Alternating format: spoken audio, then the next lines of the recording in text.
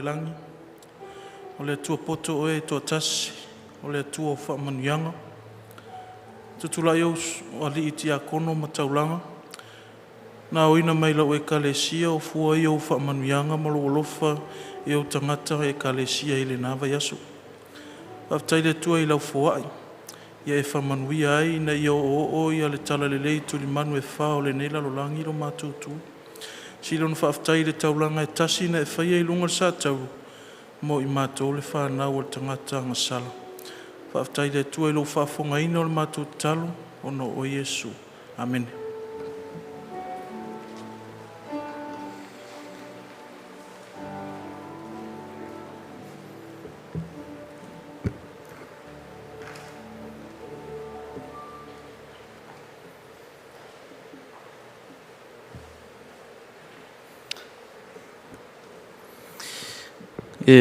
Whaafetaia leo whai pese mo le viinga matangofie.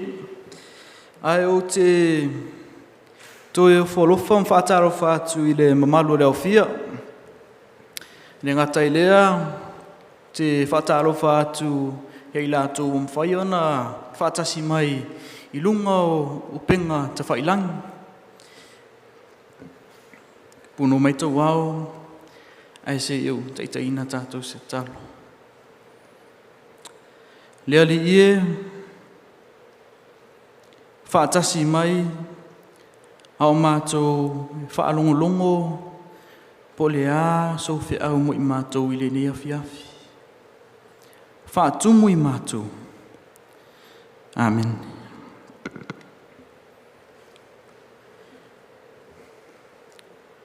Whaautuina le whi au mo i tātou, mo lea fiafi nei e whaapea. Lea li ie, whaamangalo mai a, ona o walu ai lea. Lea li ie, whaamangalo mai a, ona o walu ai lea. I se taimi o mawai, na o whaitau ai i se tala e whatatau i se tamā se pānia na whiriwhiri, e whai se le leinga i lo la ua wāmalo nā tadii e au mau i Matuliki, po o Madrid. Talu ai langona sai tia o tamale nei. Sa ia whaasalau ina i se tasio newspaper se whaasalau ngai whaapea. Mō pako. Ia tā whailoa i re whatan mālo o le montana i leo huli o le asorua. Ua whaamangalo ina mea uma. O lou tamaha. E talu ai o pako se ingoa ta atele i se pānia. Ina ua tau no uatu tamale nei i le whantan malo. E to a walu se lau le awa fia o taravou e ngoi a pako. O loo whaatari tali mai mo lo lātou tamaha. O le tala whamao ni le nāla ue. E to a tele i lātou o loo whanau nau mamana o mia le wha mangalonga. O se tasi o whailaonga longolongo wā mo stut talafoi. Na ia tusia ina se whaupunga pu'u lava.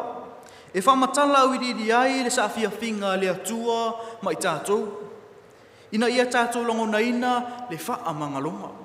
Whai mai tustala. Pe ana whai olo tātou mana o ngā tūpito o ni whaamtalanga. Poua wina mai e le atua se whai aonga. Pe ana whai olo tātou mana o ngā tūpito o tūlanga i whaateke na kolusi. Poua ia awina mai se scientisi. Pe ana whai alo tātou mana o ngā tūpito o tūpe. Po ua wina mai e lea tua se tasi e su e tamawa inga.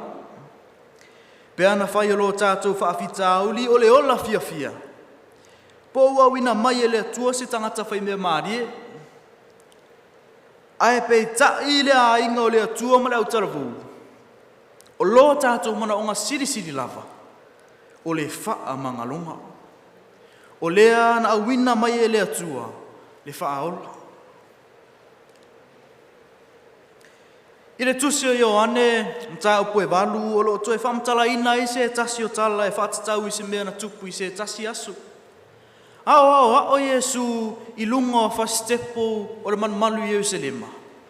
Na whaate ia lea li whaola, ina ua toso whaatata mai se tasi o tamaita.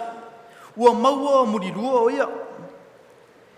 O taʻitaʻi o tapua inga i le malu o Ierusalema, o i lātou ia na lātou toso ina mai le tamaitaʻi taritane lenei. Na lātou whaananati atu ia Iesu. Ina ia whaia se whaiunga i lenei tamaitaʻi, e tusa ma tulafono tustusi a Mose. I reo ane valoron whai upo e lima e whaitauina. Ua polo ai Mose a te tātou i tulafono, ia whetongi maa o e whapea. A o oi, pese a se mea te whetalai mai ai. I re vaai a tustala kerisiano e le nā waita. Na ia tusi ai. O lo lātou whaafia a mio tonu. O lo ufi ai le tau mawhainga ina ia iai se mea e mō li ai o Iesu.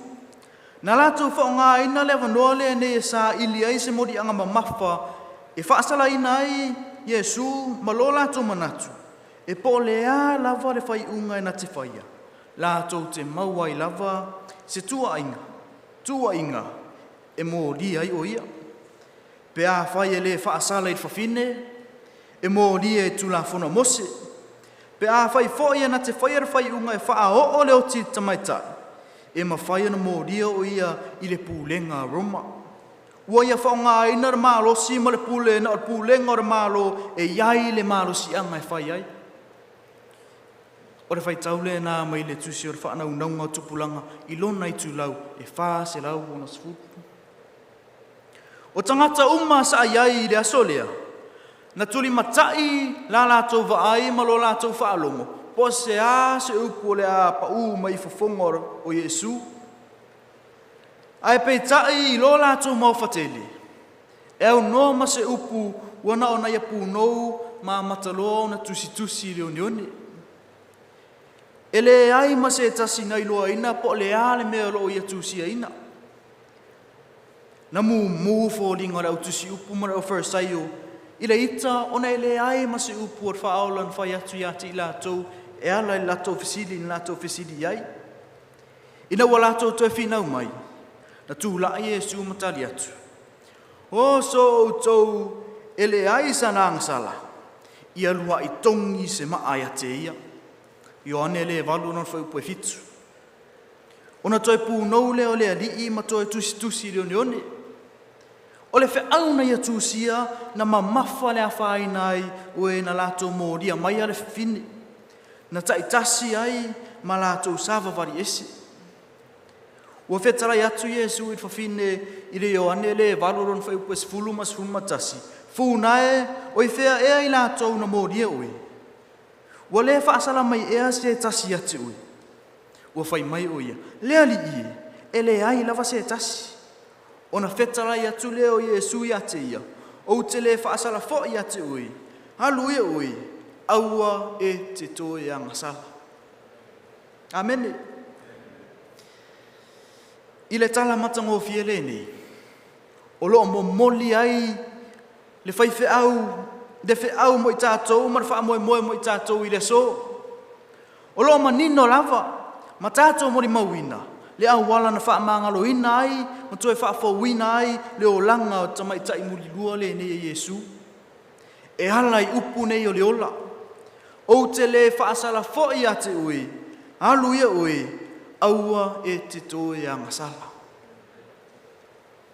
Na tui natu Iesu upu le ola. Mai a maua ai le isi awanoa le a mo le wha mangalonga. E amatai se amatanga fau. I le soifuanga whaapaya ina, ma le matauleanga ina.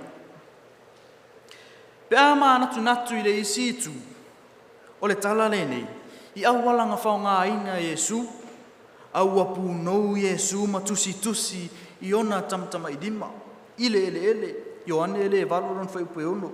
O loa fifi ai le sona, o le alofa tu noa, ma le alofa le whaatua o ia o le atua mo i tātou. E lua i siwa ai ngalo tā ua ai le soa whai taule e nei.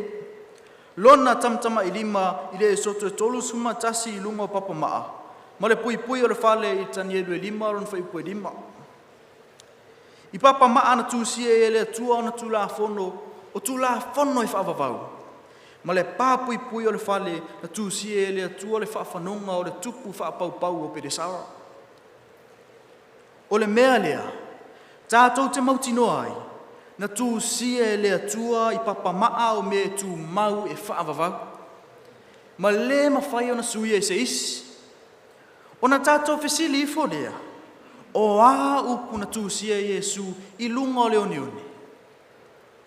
E mawhai o na tātou whaapea ane, I lunga o leonione na tū sia Iesu upu e whinangalo e tatau o na tafi pe solo Iese.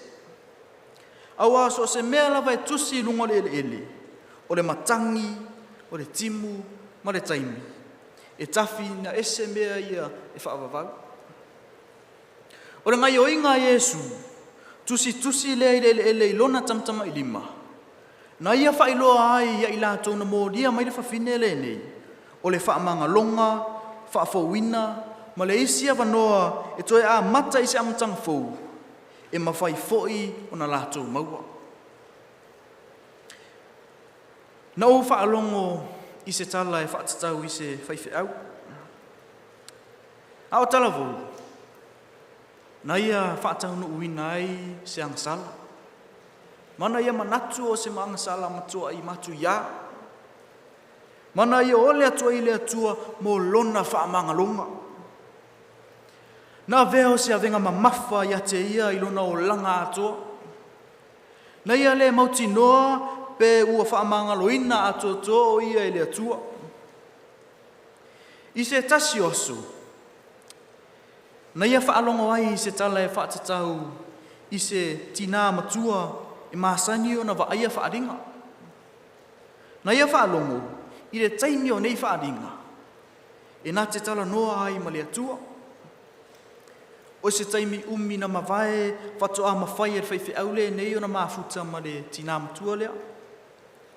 Na wala au lia e tina le whaiwhi au I tutono ron whale. Ma ofo I nātu se iputi mo ia. A o lama whai u le ase singo le whaiwhi au. Na ia whaapea atu ai tina. E mo e iai taimi o whaaringa e te lua tala noa I ma le atua. O whaapea atu ia le tina, I oe. Whaapea atu la ia whaiwhi au tina reni. Le leila. I le isi taimi e te toe wa aia isi whaaringa. Ma tala no atu I le atua. E mawhai ona e whesidi ai moa. Tali atu le whawhine le whaiwhi au mai whaapea atu. E mawhai. Moa se whianga tele lea moa. O le hale mea te mana o te whisilia ia te ia. Whaapea atu whaiwhi au tina, le leila. O te mana o te whisili le atua. Po o le hale angasala o lo whaiwhi au na whai a o talavu. Ua whaatele ina le fia I loa tina mwhaapea atu. Ua le lei. Ua mawaiana I vai aso. Ua toi asi mai le whaiwhi au I le loma tua. Ma e ala I puti. Ma ua nau mai le whaiwhi au mai a whesili atu tina. Nau toi maua se isi whaaringa. Tali mai tina mai a whaapea. I oe na iai le whaaringa. Na e tara noa la I le atua. Whaapea mai tina. I oe. Ua a mata o na popole le whaiwhi au. Ma oso rona whewhi. Ua koma lai titi. Ona ia toe whesili atu ai la ia whaapea. Na tali mai la le atua ia te ui. Ua ai sao atu lava lom tua I whaiwhi au mai ia whaapea atu malona leo maru. Na tali mai le atua. Na te le o mana tua. Amen. Le au whaafo mai. E atoa le whaamangalonga le atua. I le tusi o perfeta o Mika, ua tusia ai le whaamangalonga le atua, na ia whisiri ai. Mika e whitu ron whai upo e sumar valu masuru iwa. Oi ea se atua e tusa ma oe o le whaamangaloang sala.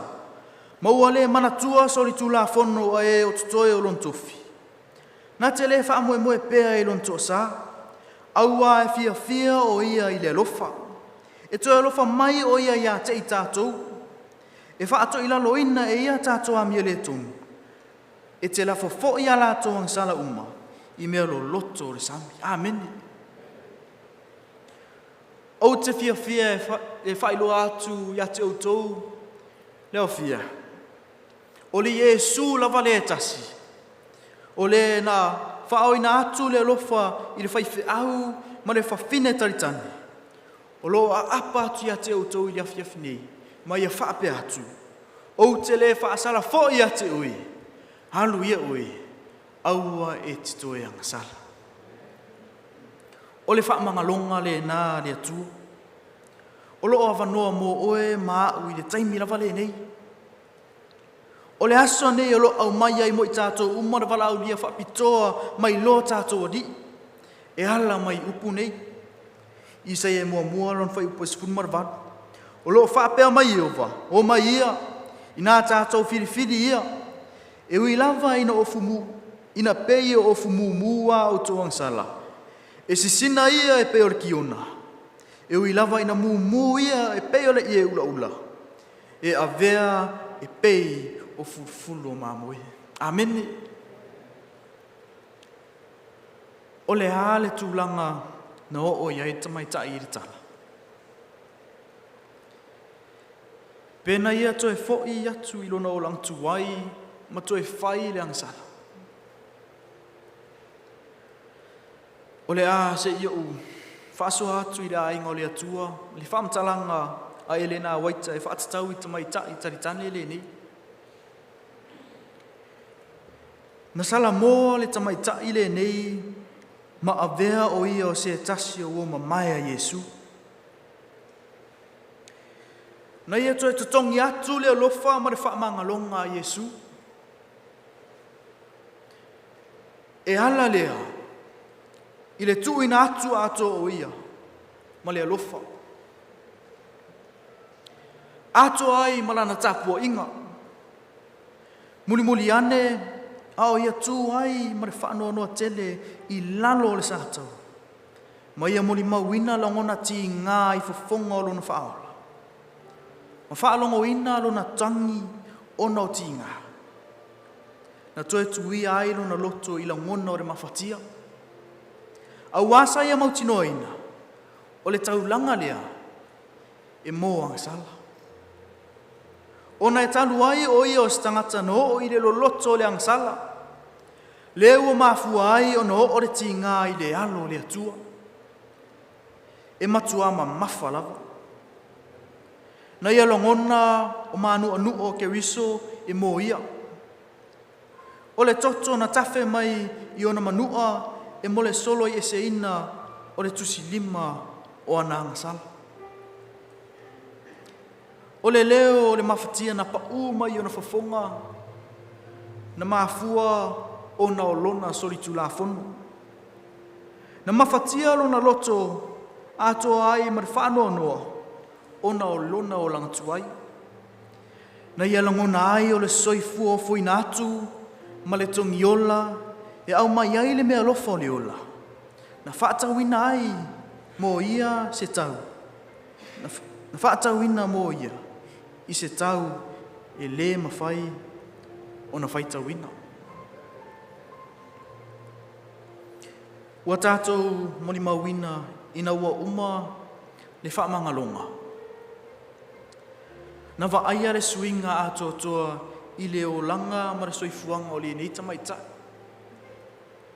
Na ia langona le anganga whaafetai a Yesu. Na ia whiriwhiri ai e avea maso o Yesu.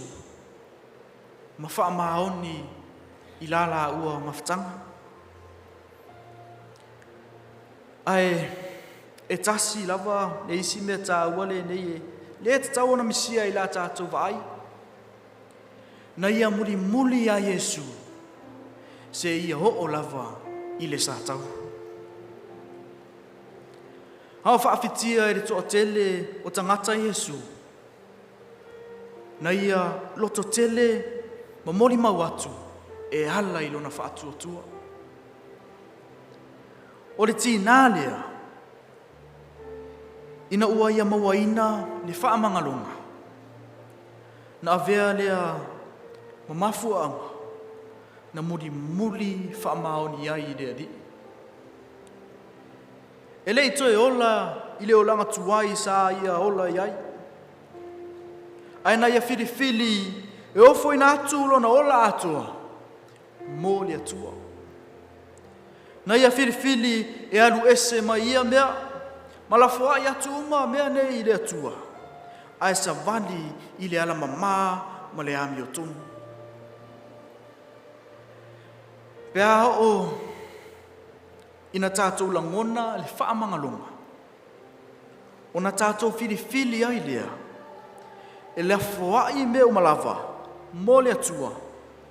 Ai o le sili o ia mea uma. O lo tātou le ngungu ai lea.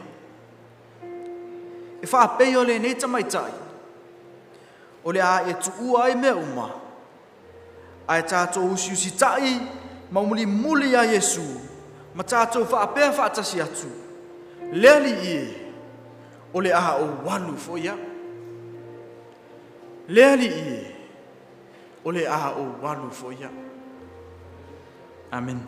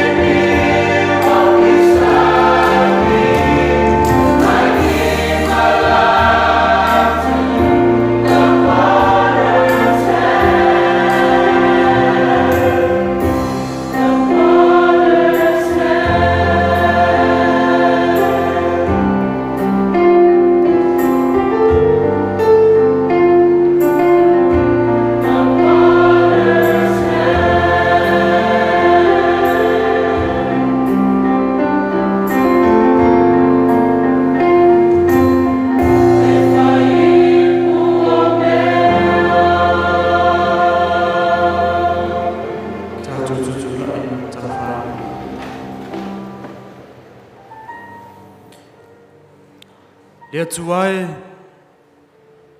whawhetai mō lau upu. Whawhetai mō lau whaamangalonga ia i mātou o tangata ngasala. Ia li e whamanuia i lau nuu.